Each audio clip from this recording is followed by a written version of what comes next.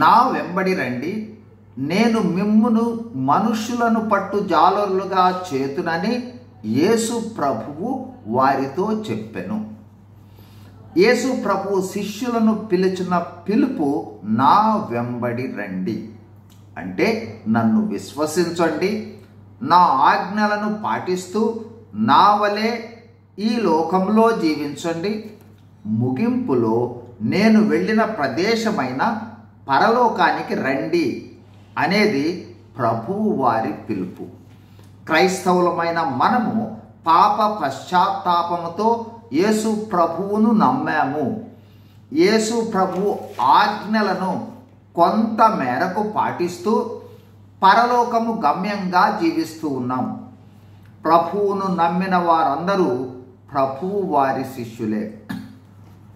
అయితే నా వెంబడి రండి అన్న తర్వాత గ్రహించవలసిన ప్రాముఖ్యమైన సత్యము, నేను మిమ్మును మనుషులను పట్టు జాలరులుగా చేతును. ప్రభువు వెంబడించమని చెప్పిన ఉద్దేశాలలో అతి ప్రాముఖ్యమైనది జాలరులుగా మనుష్యులను సంపాదించుట. మరో విధంగా పరలోకము కోసం ఆత్మలను సంపాదించాలి. ఇదే యేసు ప్రభువు వారి పిలుపు ఆంతర్యము. ప్రభువు పరలోకమునకు ఆరోహణమవుతూ శిష్యులకు ఇచ్చిన గొప్ప ఆజ్ఞ కూడా సువార్త ప్రకటనే.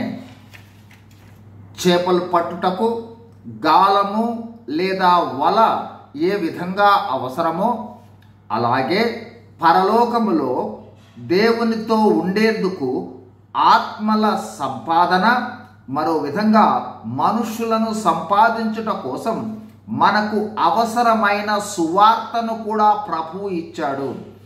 యేసు ప్రభువు వారి మరణ, భూస్థాపన, పునరుద్ధానాల ప్రకటనే రక్షణ సువార్త. ఈ బాధ్యతను మనము గుర్తిస్తే చాలు, మనము ఏ పరిస్థితుల్లో అయినా, ఎలాంటి క్లిష్ట పరిస్థితుల్లో అయినా, అనారోగ్యంతో లేవలేని పరిస్థితులలో ఉన్నా కూడా సువార్తను ప్రకటించకుండా ఉండలేము, విశ్రమించలేము. దేవుడు మనకిచ్చిన రక్షణ సువార్తను అనేకులకు ప్రకటించి మానవులను నరక గమ్యము నుండి తప్పించి పరలోకంలో ప్రవేశించినట్లు ప్రయాసపడదాం.